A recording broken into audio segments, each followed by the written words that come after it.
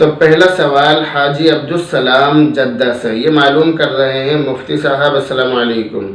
وعلیکم السلام ورحمۃ اللہ وبرکاتہ۔ مفتی صاحب یہ بتلائیے کہ استخارہ کس کام کے لیے کرتے ہیں اور استخارہ کرنے کا طریقہ کیا ہے، استخارے کا وقت بھی بتانا۔ حاجی صاحب اس کی تفصیل یہ ہے کہ حضرت عبداللہ بن عمر رضی اللہ تعالی عنہ کا ارشاد ہے کہ بعض مرتبہ انسان اللہ تعالیٰ سے استخارہ کرتا ہے کہ جس کام میں میرے لیے خیر ہو وہ کام ہو جائے، تو اللہ تعالیٰ اس کے لیے وہ کام اختیار فرما دیتے ہیں جو اس کے حق میں بہتر ہوتا ہے، لیکن ظاہری اعتبار سے وہ کام اس بندے کی سمجھ میں نہیں آتا، تو وہ بندہ اپنے پروردگار پر ناراض ہوتا ہے کہ میں نے تو اللہ تعالیٰ سے یہ کہا تھا کہ میرے لیے اچھا کام تلاش کیجیے، لیکن جو کام ملا وہ تو مجھے اچھا نظر نہیں آ رہا، اس میں تو میرے لیے تکلیف اور پریشانی ہے۔ لیکن کچھ عرصے کے بعد، کچھ دنوں کے بعد جب انجام اور نتیجہ سامنے آتا ہے، تب اس کو پتہ چلتا ہے کہ حقیقت میں اللہ تعالیٰ نے میرے لیے جو فیصلہ کیا تھا وہی میرے حق میں بہتر تھا۔ اس وقت اس انسان کو پتہ نہیں تھا، اس بندے کو معلوم نہیں تھا، وہ یہ سمجھ رہا تھا کہ اللہ تعالیٰ نے میرے اوپر ظلم کیا ہے، حالانکہ ایسا نہیں ہے۔ استخارہ کسے کہتے ہیں، اس بارے میں لوگوں میں طرح طرح کی غلط فہمیاں بیٹھی ہوئی ہیں، پھیلی ہوئی ہیں۔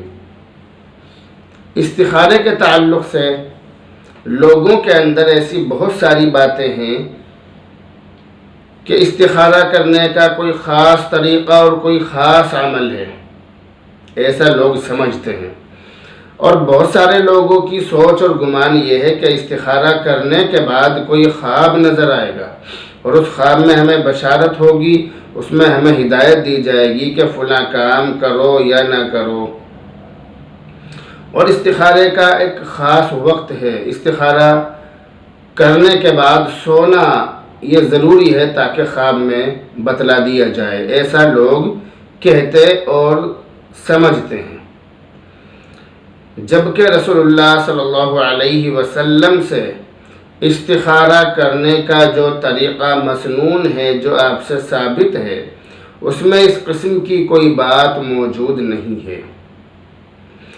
استخارے کا صحیح طریقہ کیا ہے، استخارے کا سنت طریقہ کیا ہے، وہ آپ جان لیجئے، سمجھ لیجئے اور دوسروں کو بھی بتلائیے۔ استخارے کا صحیح اور سنت طریقہ یہ ہے کہ آدمی 2 رکعت نفل استخارے کی نیت سے پڑھے۔ نیت یہ کرے کہ میرے سامنے 2 راستے ہیں، ان میں سے جو راستہ میرے حق میں بہتر ہو اللہ تعالیٰ اس کا فیصلہ فرما دیں، پھر 2 رکعت پڑھے اور نماز کے بعد استخارے کی وہ مسنون دعا پڑھے جو رسول اللہ صلی اللہ علیہ وسلم نے بتلائی ہے۔ یہ بڑی عجیب و غریب دعا ہے، ایک پیغمبر ہی یہ دعا مانگ سکتا ہے، عام لوگوں کے اندر اتنی ہمت نہیں، ان کے بس میں نہیں ہے کہ وہ اتنی بڑی دعا مانگ سکیں۔ اگر آپ اس دعا کا ترجمہ پڑھیں تو آپ کو اندازہ ہوگا کہ واقعی پیغمبر علیہ السلام نے اس دعا کے اندر بہت ساری چیزیں مانگی ہیں۔ چنانچہ وہ دعا استخارے کی جو مسنون دعا ہے، جو اللہ کے نبی علیہ السلام سے ثابت ہے، وہ یہ دعا ہے، آپ اپنی اسکرین پر دیکھیے۔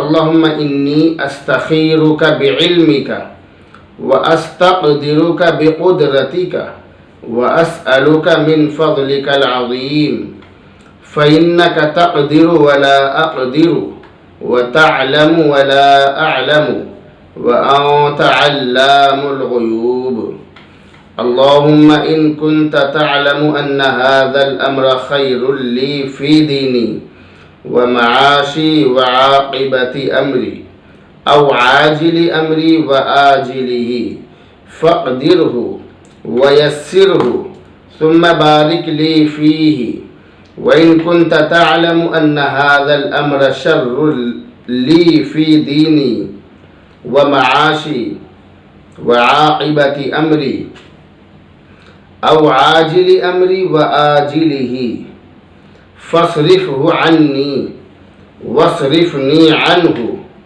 واقدر لي الخير حيث كان ثم أرزني به۔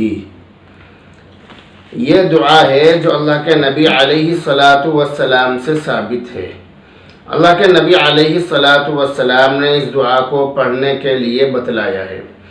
ہم استخارہ کریں اور استخارہ اس طرح کریں جس طرح میں نے بتلایا۔ استخارے کی نیت یہ کریں، اے اللہ میرے سامنے دو راستے ہیں، ان میں سے جو بہتر ہو مجھے میرے حق میں اس کا فیصلہ فرما دے۔ اس کے بعد 2 رکعت نفل پڑھیں استخارے کی نیت سے۔ نماز کے بعد ہم اس دعا کو ہاتھ اٹھا کر اس طرح یا ہاتھ اٹھائے بغیر ہم اس دعا کو پڑھیں۔ اس کے بعد اللہ تعالیٰ سے دعا کریں، جو ہمارے حق میں بہتر ہوگا وہی فیصلہ ہو جائے گا۔ استخارہ کرنے کے بعد کوئی شخص شرمندہ نہیں ہوگا، آج تک شرمندہ نہیں ہوا ہے۔ اگر استخارہ کریں گے تو اللہ تعالیٰ صحیح راستہ دکھلاتا ہے۔ بہت سارے لوگ یہ سمجھتے ہیں کہ استخارہ ہمیشہ رات میں ہی کرنا چاہیے یا عشاء کی نماز کے بعد ہی کرنا چاہیے، جبکہ ایسا ضروری نہیں ہے، بلکہ جب بھی آپ کو موقع ملے، جب بھی وقت ملے، اس وقت استخارہ کر لیں۔ نہ رات کی کوئی قید ہے، نہ سونے اور جاگنے کی کوئی قید ہے، کسی طرح کی کوئی قید نہیں ہے۔ اور استخارہ کرنے کے بعد خواب آنا ضروری ہے یا نہیں؟ تو بعض لوگ سمجھتے ہیں کہ استخارے کے بعد خواب آئے گا، خواب میں ہمیں بتلایا جائے گا کہ یہ کام کرو یا نہ کرو، خواب میں ہمیں اس چیز کے بارے میں رہنمائی کی جائے گی، جبکہ ایسا نہیں ہے۔ یاد رکھیے، خواب کا آنا کوئی ضروری نہیں ہے کہ خواب میں کوئی بات ضرور بتائی جائے یا خواب میں کوئی اشارہ ضرور دیا جائے، ایسا نہیں ہے۔ بعض مرتبہ خواب آ جاتا ہے اور بعض مرتبہ خواب نہیں آتا، خواب میں کوئی بات نہیں بتلائی جاتی۔